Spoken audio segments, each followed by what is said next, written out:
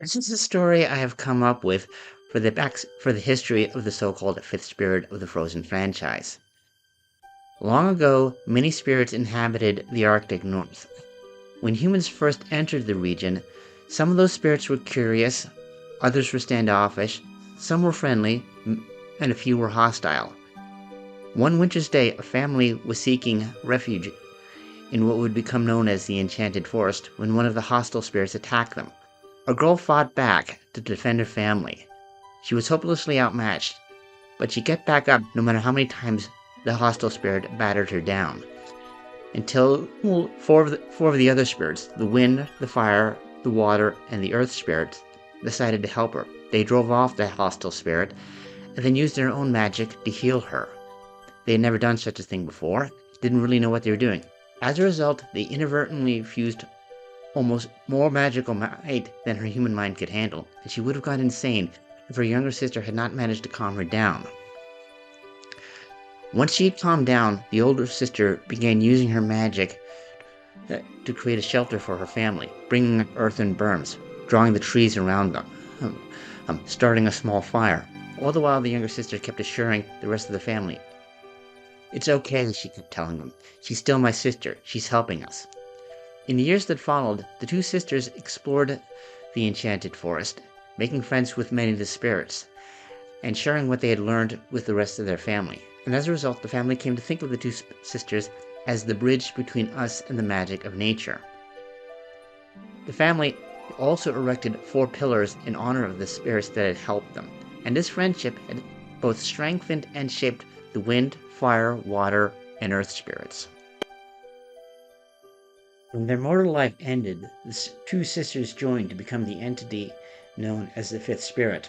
A few years later, they were reborn into another family in a different part of the forest, and so began the cycle of birth, life, and death, and rebirth that would mark the existence of the Fifth Spirit.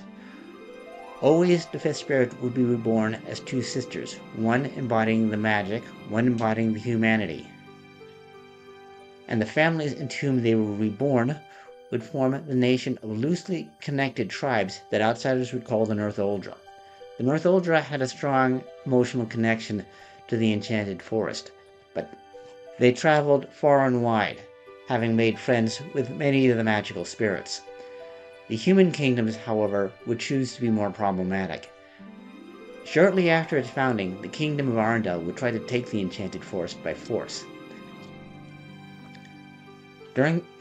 They were repelled by those within, both magical and non-magical. During the battle, the king's younger brother was struck in the head by a magical force and would have died, had he not been found by a family of trolls who had always been kindly treated by the Northuldra, and thus were inclined to pay the kindness forward. They removed the magic from his mind, saving his life. To thank them, the prince arranged to have the Valley of the Living Stone and the surrounding forests turned into a sanctuary so the trolls could live unmolested. The king honored this agreement, but in his heart, resentment towards the Northuldra grew. He passed his resentment to his son and grandchildren, until, by the time of King Runar, the anger was so great that his poor wife, Queen Rita, could not stand his presence. The trolls were reluctant to do anything that would alienate the royal family on whose good graces their sanctuary and with it their lives depended. However, they were also very sympathetic with Rita's plight.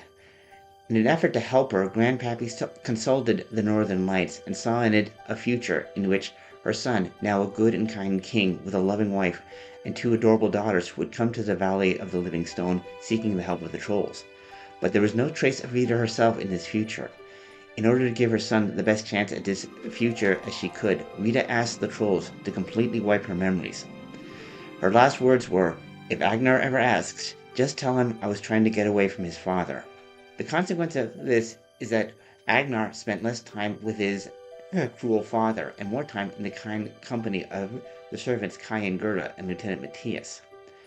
Meanwhile, in the frozen north, Aduna's own family had been attacked. She had been found the only survivor and brought back to the Enchanted Forest. The Council of Elders decided that they would need an alliance with one of the kingdoms. Arundel seemed the best choice. They were the closest to the Enchanted Forest. They had given sanctuary to trolls in the past, and the Crown Prince just happened to be around the same age as Aduna herself, who, being the daughter of one of the oldest families, was recognized among the tribes as someone of importance. And so the Northuldra reached out to Arundel in friendship. Fearing that the magical spirits would sense his hostile intention, King Runar left the job of dealing with the Northuldra primarily to Lord Peterson. Lord Peterson never actually saw Aduna during any of his visits to the Enchanted Forest, although he did learn about her family from the Council of Elders, who told him of their hope for an alliance via marriage, and they showed him the pattern of her scarf.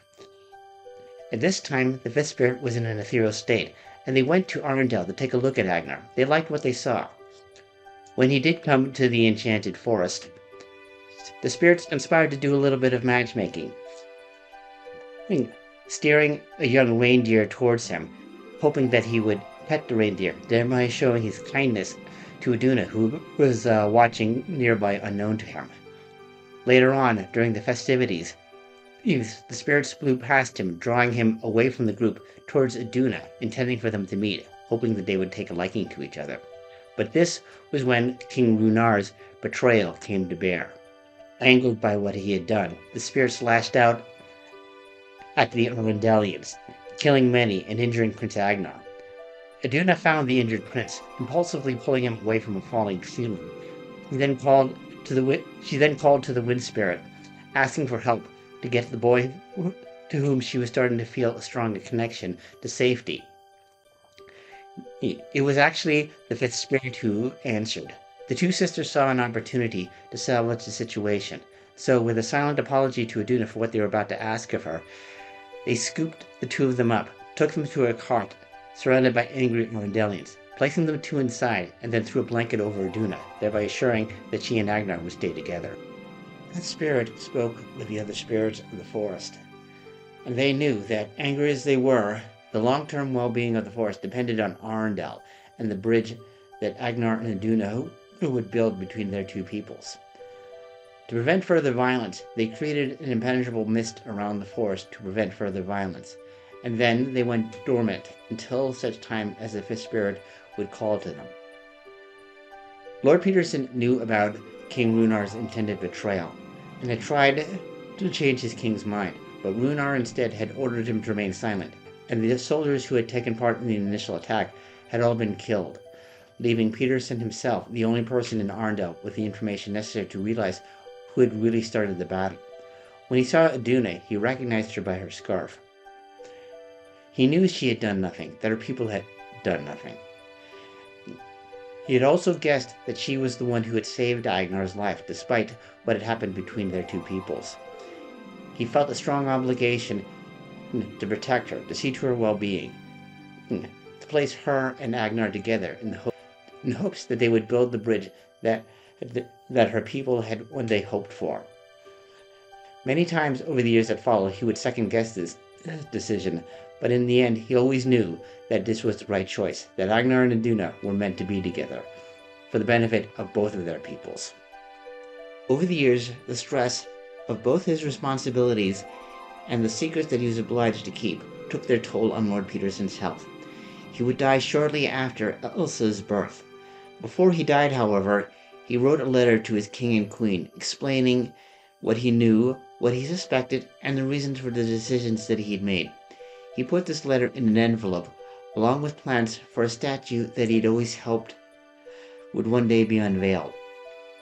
He had made drawings of Aduna and the clothing she had been wearing when she first arrived in Arundel. He sealed this envelope and left instructions that it would be given to the king and queen after the mists came down and the truth about the past was known. Sadly, Agnar and Aduna would not live to see that day, as other stories have already told. There are those who believe that their spirits stayed a while in Adahala until the time came when the people of Arundel were ready to learn the truth about the past. When the time came, Aduna would lend her voice to the song that would call Elsa back to Adahala, and in Anna's darkest hour, Agnar was with her. His was the voice telling her that she had to go on and do the next right thing. But that's just my opinion. What do the rest of you think?